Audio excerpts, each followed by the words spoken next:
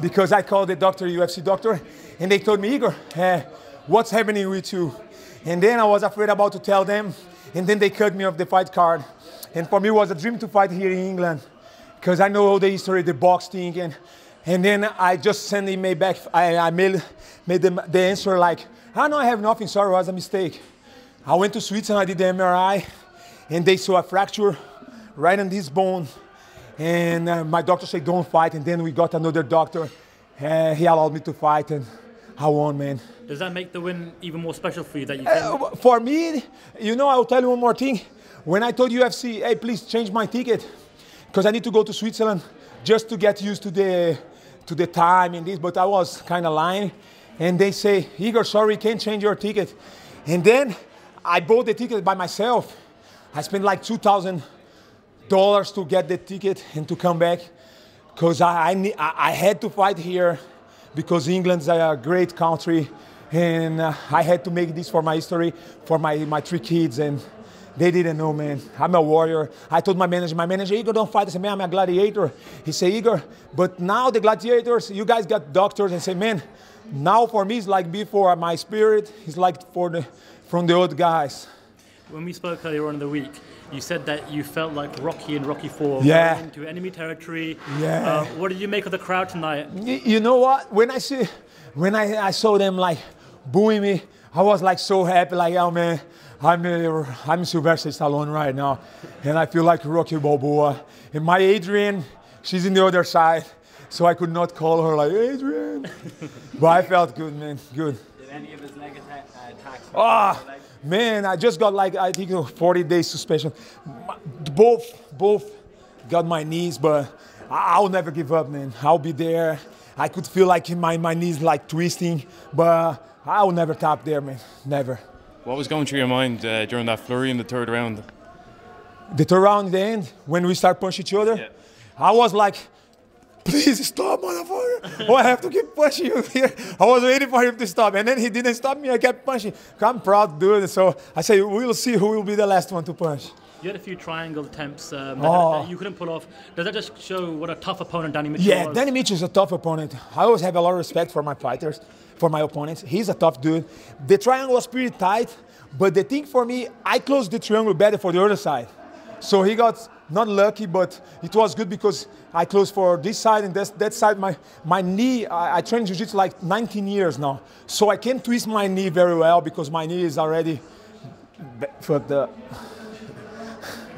You're both very skilled submission artists. Yeah. Was the plan to take him down to the ground? Is that who's best? Yeah, you know, I saw that he was in Thailand training his striking.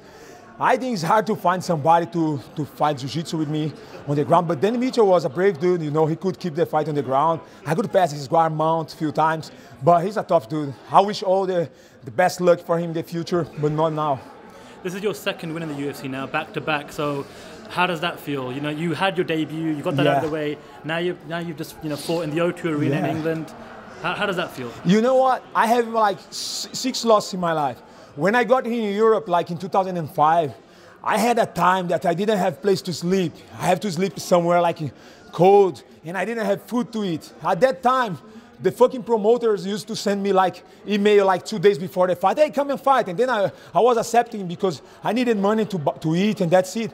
So all my losses come from that time. After that, after I could have my teammates, training, I never lost, you know. So I had a lot of people saying, Igor will never get in UFC, so I'm now in UFC. And Igor, okay, he got there, but he's going to get his ass kicked, and then he's going to get out. I have 2 wins here, and my thing is going to be step by step. I will go far. I know I have faith in God, and I know that I'm going very far in this organization. What's the plan now? You said you have broken bone. Do you know how long you'll be out for then? Yeah, yes, I was speaking with my coach and my wife. I said, I want to fight in Munich. And they were like looking at each other like that. And then Igor, shut the fuck up, your rib is broke, man. And I just got 60 days suspension from the doctor. And now I have to take care of my rib, hug my kids in my house. And then let's see what God provides me in the future. Well, if you maybe miss out on the Berlin card, we have a Dublin card here in Europe that's going to be in July. So maybe you have to find a Dublin card? I would love to fight in Dublin. And I'll call you two to sing for me in my entrance. Like, it's a beautiful day. It's going to be a beautiful day. Well, look, Igor, we've been speaking to you all week, and it's clear to everyone, all the media members and fans, that you're a very, very passionate Brazilian. Danny Mitchell has gone through what you went through in your last fight. He made his debut. Do you have any kind of words of advice for him in terms of how to handle the loss mentally? Just keep his head up, and things will go good for him. He's tough, you know. I'm good. He's tough. I know that he's going to get good things in UFC. He's a very respectful guy.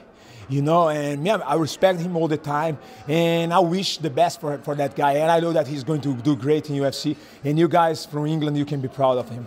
You went for, I think it was a leg lock or knee bar in the third round. Were you worried about that? Oh, yeah, in the third round, my knee was twisted. You know, I felt it so bad. And then I saw my guys. I had like 80 guys coming from Switzerland to watch this fight. And Igor, get out, get out. I said, man, I will not make my students sad, so I'll be here till my knees. I lose my knees, and that's it. I'll never stop. What's been the response from people and fans in Brazil to you fighting here in England? You know, they were like, hey, Igor, you're going to fight against the crowd. Hey, Igor. I said, I don't care, man. You know, sometimes you fight in Brazil, and even if you fight against somebody, once they fight, like, go to the crowd, they start booing. So I really love my country. But the government, they are pretty bad. They take 30% of our money, and the people there sometimes they don't have patience. And for me, I'm very happy because I fought here in London. That's a good place for me. Wembley is here, you know, soccer like Rainy Rooney, Peter Shilton, Gary Lineker. I love all those guys. Paul Gascoigne, the drunk dude, and I love this country. God bless the Queen and all the UK guys. Does it make a difference that here at the O2 Arena, because there hasn't been a Cardiff for a very, very long time, the arena for the second fight of the night is pretty much, you know, almost, you know, full, whereas, you know, other arenas, for example in Vegas, have been criticised for being quite empty during the prelims. So does that help you as a fighter to be performing with a crowd? It just showed the love that you guys have for this sport, and I know that I've been here like a year ago watching UFC. At that time, I was not in UFC, so I remember in the first fight, I started crying like, please, I want to be there.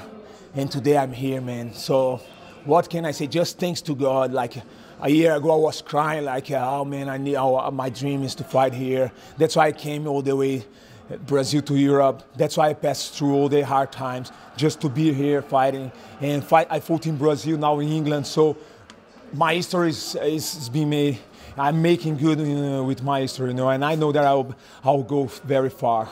Well, now the fight's over, are you looking forward to eating some fish and chips? I'll eat fish and chips. I'll try to take a tea like 5 o'clock, and you know, I want to spend some time here in London, and I'll come back soon. I hope I can fight here soon again.